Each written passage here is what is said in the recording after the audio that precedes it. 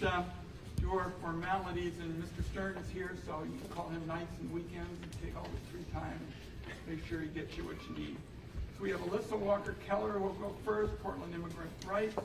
Ron Werner, co-director of Together Lab, Sandy Chung, ACLU. They've been wonderful to us over the years, and we talk about some of the privacy rights.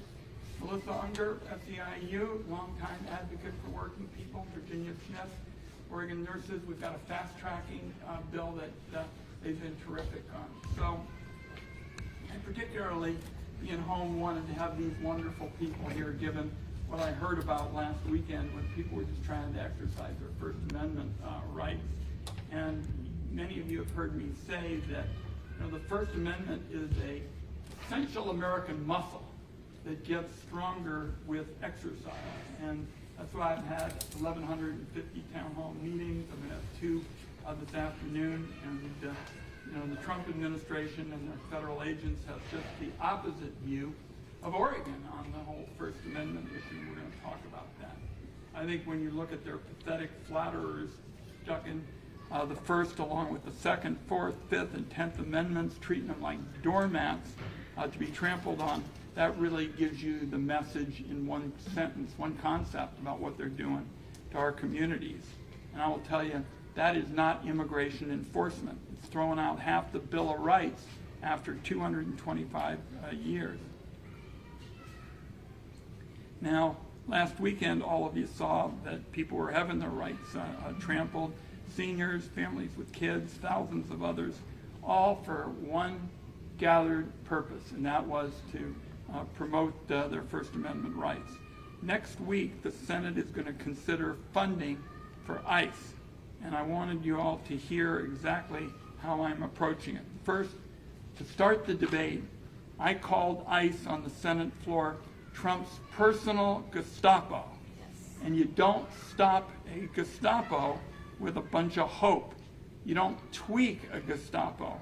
What you do is you stop a Gestapo.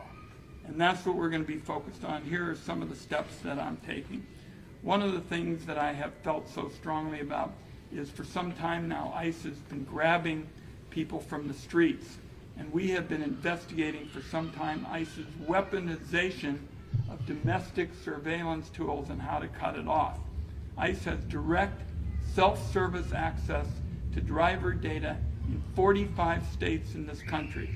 And our investigation showed that their self-service access to that unblocked data has taken place in 41 of those 45 states.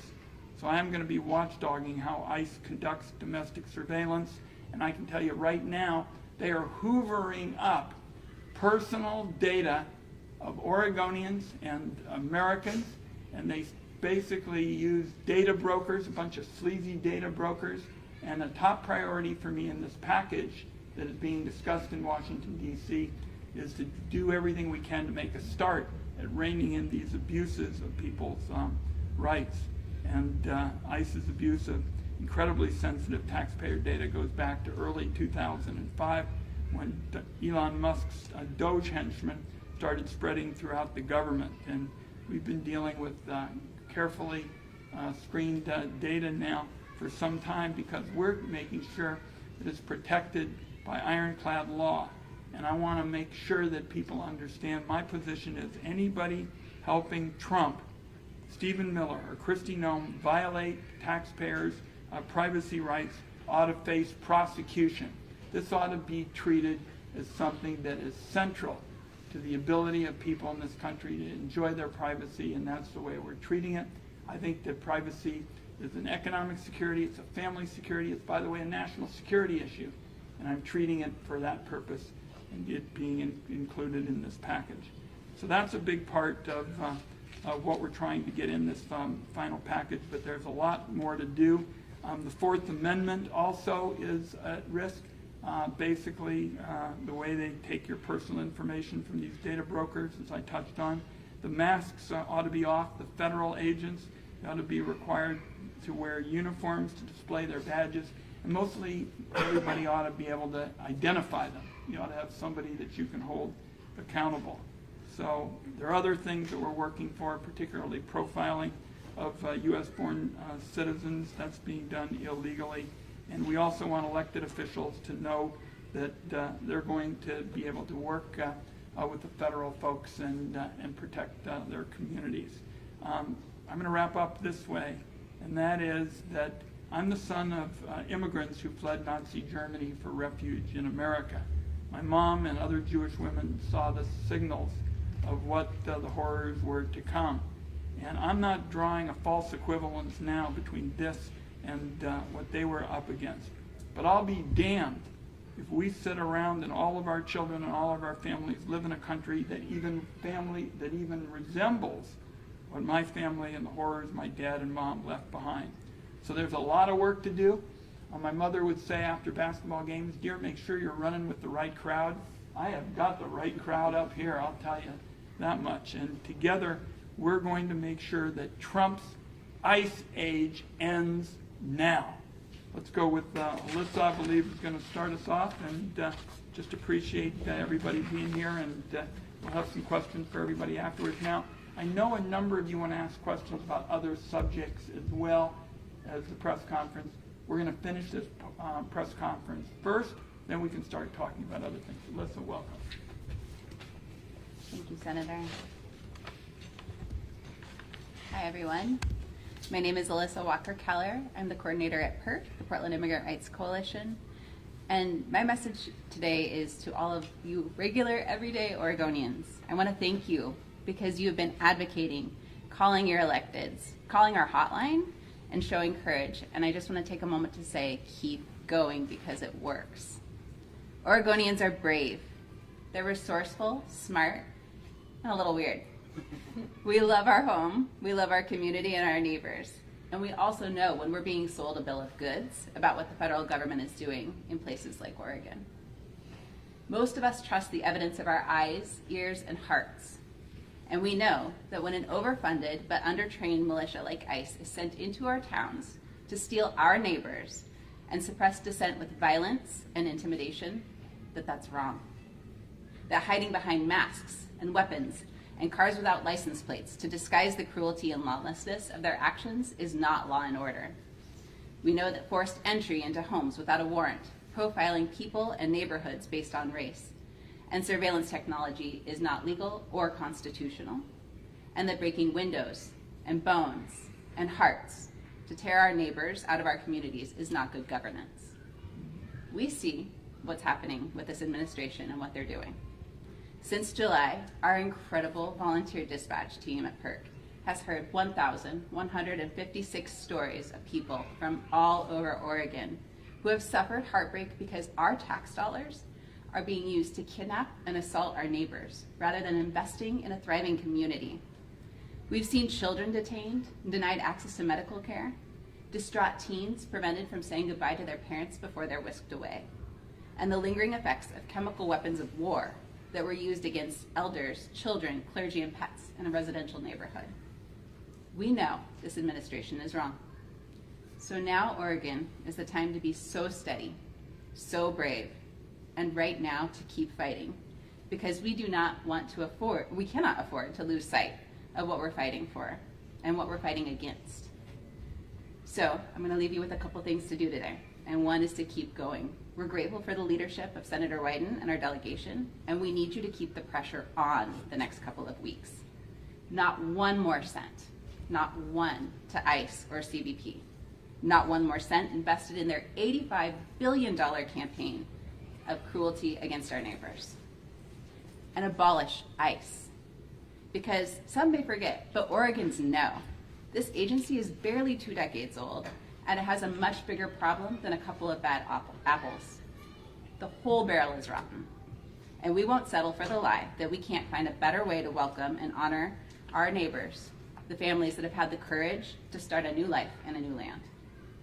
And 2, remember to save PIRC phone number in your phone. Call 1-888-622-1510 if you see ICE. We can do this together. We need your voice, yours. And you're not alone, because we're dreaming together what Oregon can and should be. And with that, I'm going to pass to my friend and colleague, the Reverend Juan Werner. Well said, Alyssa. Come on.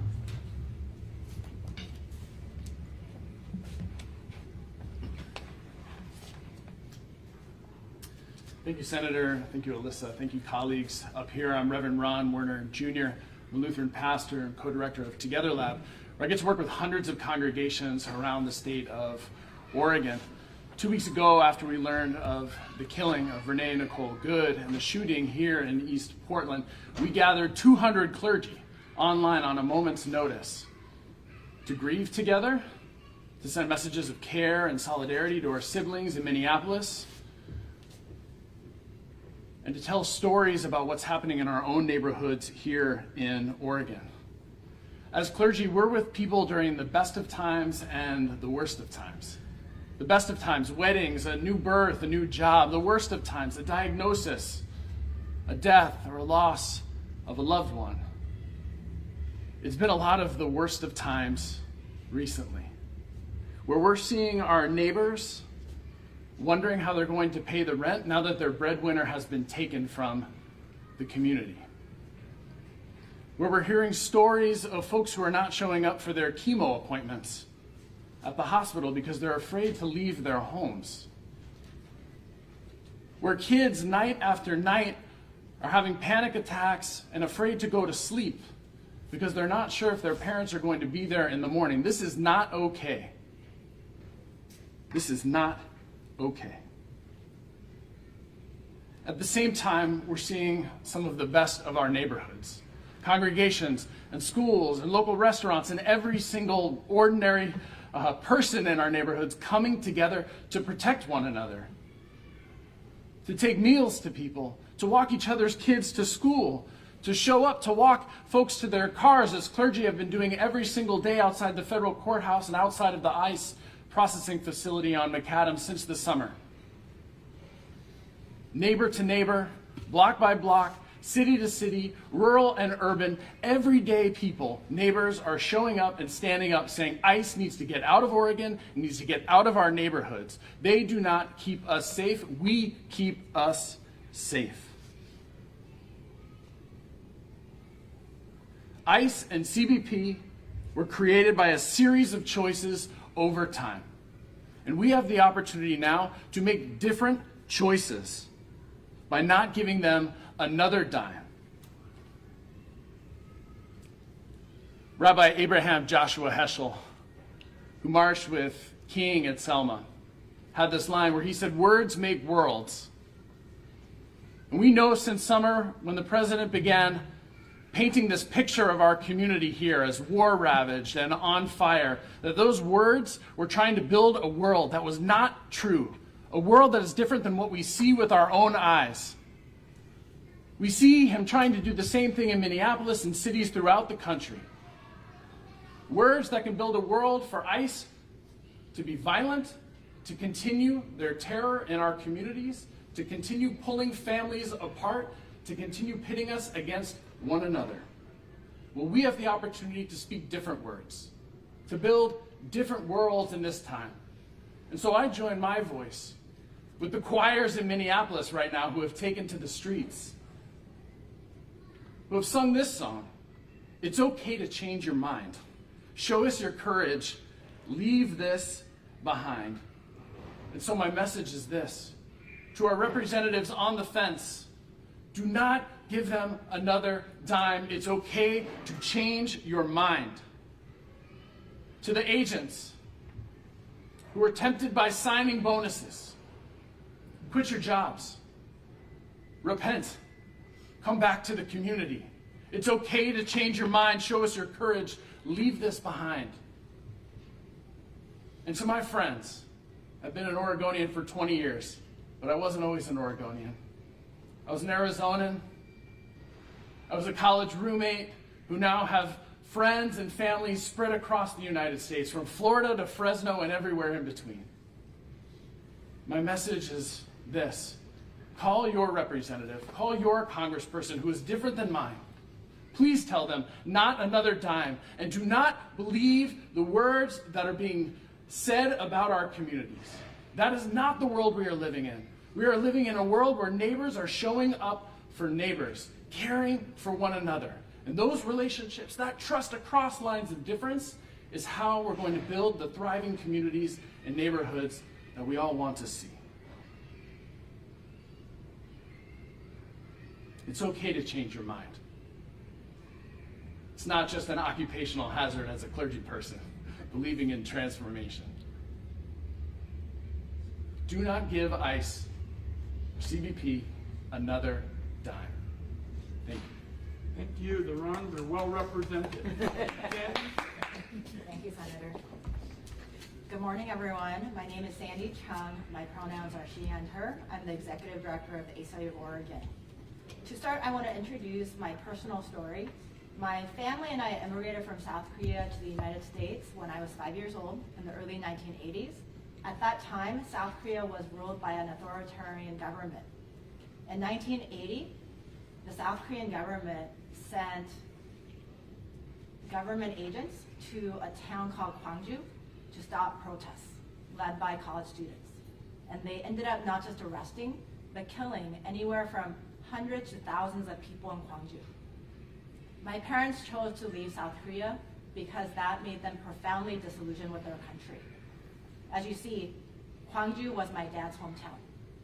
What I know from South Korea's history, in fact, its recent story last year, is everyday people through peaceful protest, working with lawmakers, can stop presidents who want to be authoritarian dictators, and the people can win. The ACLU of Oregon's more than 51,000 members and donor supporters across Oregon care deeply about our democracy, civil liberties, and civil rights. Our members believe that the rule of law and our constitutional rights are the foundation and heart of our country. We are very alarmed by what is happening right now in our country. Through the abusive and unlawful actions of ICE, the Trump White House is attacking the rule of law, our basic constitutional rights, and everyday people across our country, immigrants, refugees, and U.S. citizens alike. The ACLU has offices in every state across our country, and I'd like to share what is happening in our communities, not just in Oregon, but across the country. ICE is forcing their way into people's homes, oftentimes without warrants or any other lawful reason, to capture and hurt people and families. ICE is capturing parents and kids at or near schools. ICE is capturing people near hospitals and healthcare clinics as they try to get medical care. ICE is capturing people in their workplaces. ICE and other federal agents are using unjustified, horrific levels of violence against immigrants and U.S. citizens, legal observers, peaceful protesters, and journalists. Indeed, last Saturday, federal agents at the Portland ICE facility attacked peaceful protesters, many who were families with their kids and pets, with tear gas and other munitions. I want to note, this week, the ACLU of Oregon obtained a temporary restraining order from the federal court that told ICE that they could not use violence of this type against peaceful protesters and journalists. However, a federal court should not have to tell federal government agents to stop using indiscriminate violence against everyday people who are peacefully protesting on the streets. We are also hearing from Minnesota partners that even after the brutal killings of Renee Good and Alex Clergy, ICE agents are continuing their spree of terror in Minnesota under Trump lackey Tom Homan. It is increasingly clear that ICE is the biggest threat to public safety across America, and they must be stopped. The ACLU of Oregon has 3 specific requests of our lawmakers. First, Congress must say no to any more funding for the Department of Homeland Security, which includes Customs and Borders Patrol and ICE. Second, Oregon lawmakers must pass House Bill 4138, the Law Enforcement Accountability and Visibility Act. This bill would require all law enforcement agents operating in Oregon, including ICE and Customs and Border Patrol, to visibly identify themselves, who they work for, and to unmask. Third, Oregon lawmakers must protect the privacy rights of Oregonians from companies like Flock that are being used by agencies like ICE to spy on and track everyday people, immigrants and U.S. citizens alike. Senator Wyden already took actions available to him to protect Oregonians from companies like Flock, And we call on the Oregon legislature to make these protections stronger by putting them into our state laws. Last week, we learned that the White House had been planning to surge ICE agents to Oregon, similar to what they've been doing in Minnesota. This means that what ICE did towards peaceful protesters on Saturday in Portland may just be the beginning of very dark times for our state. To stop this, we must act in solidarity with people and communities across America, and all of us must do everything we can to stop ICE's violence and terror. Everyday people must continue to speak out peacefully, to call our lawmakers, and to help our neighbors. And lawmakers must use every tool available to them, including stopping funding and passing laws that protect all of our people and our democracy. Thank you. I don't think it's a good week unless I've consulted with the ACLU. Melissa, please. Hi, my name is Melissa Unger, and I'm the Executive Director of SEIU, Local 503, representing 75,000 workers in Oregon. They range from home care workers to public sector workers, whether it's a local government, a university, or a state worker, and work closely with our SEIU local, who also represents hospitals and janitors. Our members are the people impacted by this every day. Whether they're lived in Oregon every day of their life or they immigrated here, they're feeling the impacts of ICE. And I want to ground this in the story of one of our members that happened just a week and a half ago. Her name is Maria. She was driving. She's a home care worker. So that means she cares for people in her home. She cares for her grandchildren who are very ill. And she was driving to go pay her rent and to pick up a birthday cake for her 14-year-old grandson that day. And as she was driving, she noticed that she was being followed by a car that didn't have a license plate. Within minutes, it happened where the car put their lights on, she got boxed in, and she was pulled over. She had no information about what was happening. The people got out of the car. They had vests on that said police. They started banging on her window, telling her to open her door. She was scared. She has asthma. She didn't know if tear gas was going to be used on her. She watches TV like everyone else. When she didn't respond, they broke her window and pulled her out of her car. She has injuries that were like, she went to the hospital later that day with a torn rotator cuff, a concussion, and bruised ribs. They then started to go through her car. They found her purse. They emptied it. They saw a passport, and they walked away. And they left her there with no resources or no help and injured on the side, like in a parking lot. She then called her daughter, who happened to be on the phone with her union. And I think that part is important because the reality is this is happening to people every day here in Oregon, and they may not be part of a union. They may not have a place that knows exactly what to do to call PERC, to get legal observers, to send people to support her, take her to the hospital, and make sure her story gets told. There is stories like this happening every day, not just in Minnesota, but in our backyard here in Oregon. And not all of those stories are being told. And so as we think about what we need to do, that story is about what is happening in our backyard. And so today we're here, and with our support of congressional delegation, saying like this has to stop because it's making our members, our community members, our neighbors unsafe. And that's a choice. And people can make a different choice. We can change this outcome by making a different choice and choosing not to fund this agency that continues to wreak havoc across our state and across our country. And in response to this, union members from across the state joined together in Portland, thousands of us. I got to tell Maria's story there. I was joined by another member who told his story as an immigrant here in Oregon. And we were joined, we all took a pledge to be peaceful, and we were trying to raise our voices for our fellow community members, thousands of us. Our children, our dogs, all were there trying to march. And we were marching down the street. No intention of stopping. The whole goal was to just make sure that we lifted up our voices in this moment, like Americans have been doing for hundreds of years when something is wrong. And instead of being able to see that, hear that, and understand that that's people expressing their point of view, federal agents chose in that moment to fire tear gas, sounding like bombs, on this peaceful protest. If you have never seen a baby in a mom's arms being rushed out of a cloud of tear gas, then that is exactly what it looked like. Children, kids, a baby who was in a, trying to get them to put water in their eyes while they could while they had no idea what was happening to them. And if that's the country that we live in, it's past time for us to continue to raise our voices and say no more.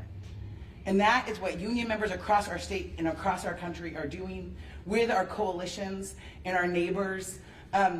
Because this is, like I said, this is a choice. And I'm happy to see our Oregon, most of our Oregon delegation and Senator Wyden making a different choice and demanding change. We need the entire Congress to stand up and demand change in this moment.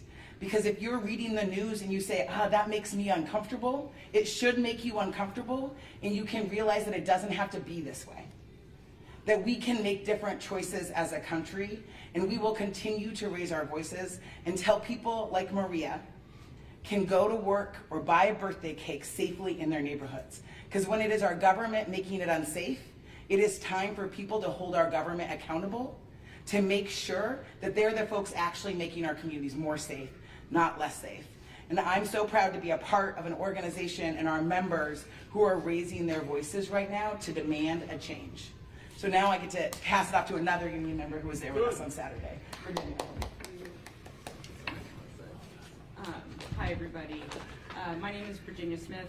I am a nurse at Providence, Willamette Falls in Oregon City, and I'm the vice president of the Oregon Nurses Association. I was also at the Labor Against ICE rally last Saturday. What happened during our march should alarm everyone. Federal agents deployed tear gas and pepper balls into our crowd where our families were present. Our peaceful protest was met with an assault on our bodies and our health, and it was senseless and terrifying. The Department of Homeland Security's behavior and escalation were unacceptable. They created immense danger in a public space where people should have felt safe exercising their First Amendment rights. Unfortunately, this is not an isolated incident. Under the Trump administration, ICE and Customs and Border Protection have targeted hospitals, clinics, schools, and places of worship, spreading fear, compromising care, and putting lives at risk.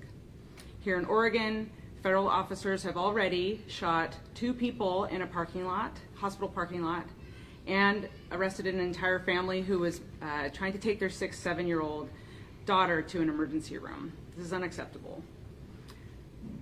Federal immigration officers also bring detainees from the Portland ICE facility and people who've been injured during ICE actions into our hospitals. While there, officers have reportedly pressured clinicians to rush discharges, removed patients against medical advice, refused privacy during protected health conversations, remained present during sensitive exams and mental health assessments, and entered restricted areas without proper identification. This is not consistent with healthcare. This is interference, and it must stop. I also want to take a moment here to offer a solemn mention. Our nursing community is still in a deep sadness and anger from the killing of Alex Preddy, a dedicated ICU nurse who cared for veterans. We mourn Alex's loss, we stand with his loved ones, and we recommit ourselves to ensuring that no nurse, clinician, or patient ever faces violence in places meant for healing. We carry this work forward in Alex's name and honor everyone who has been harmed or traumatized by the violence of federal agents. We are in dark times, but there is something we can do right now. In Oregon, we can pass the Healthcare Without Fear Act. This legislation holds federal agents accountable when detainees are brought into hospitals. It protects patients and caregivers the moment they walk through the door. This bill is a promise that Oregon hospitals are safe spaces, that violence and intimidation have no place in healthcare, and that caregivers can do their jobs without fear, and that every patient, regardless of status, is treated with dignity and humanity. I want to thank Senator Ron Wyden for being a voice against ICE and CBP in Oregon. We need ICE out of Oregon. We need to cut their funding. Protect immigrant communities, protect our patients, and protect our caregivers. Thank you. Virginia, thank you. And let me just mention what happened last week in the Senate, because it was a prelude to where we are.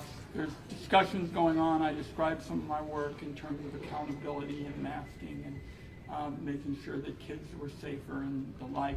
But the important vote last week is one I want Oregonians to know I consider to be one of the most important votes I've cast in my time representing Oregon in the United States Senate.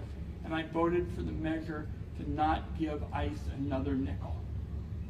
Okay? That's where it is. Questions? You had 5 terrific people, sort of the all-star team in terms of making sure people's voice are heard and justice is done. So feel free to ask them questions, me questions, and when we're done with this subject, we'll go over on the side and talk about other things people want. But we're going to make sure that this topic is recognized for the enormous importance. Anybody questions? Yeah. I think the question everybody has is, how does this stop? Because Democrats don't hold the majority. Do you feel you have enough Republicans to vote with you, especially after the horrific racist video that Trump posted with the Obamas? Some Republicans are now denouncing it. Do you think that they are reachable, or they're always going to choose loyalty to him over our country? Well, first of all, with respect to that video, it is absolutely disgusting. And I'm not sure at this time if you can even find adjectives to describe what goes on, there. I guess they're saying somebody else did it or something like that. I want to see somebody actually fired and held accountable. I'm going to insist on it. Okay? Other questions? Heather? I want to go back to what you said about the privacy concerns. That was one of the things you mentioned as far as your reasoning for voting against ICE. You said that ICE and CBP and federal agents have self-serve access, as you put it, to driver data in 41 states. First of all, is Oregon one of those? Oregon has had the problem in the past.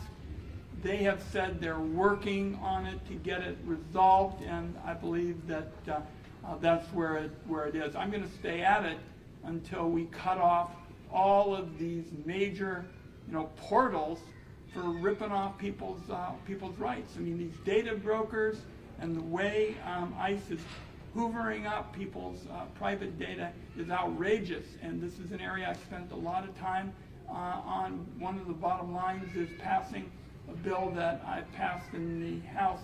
It's called the Fourth Amendment is not for sale, Heather, and that will be a major step forward. Can you be more specific on what data, how are Personal data. DMV, DEQ, Personal lock cameras, what are we talking about? It's personal data at so many offices in this country that keep that data on Oregonians and are required to protect it, and they aren't.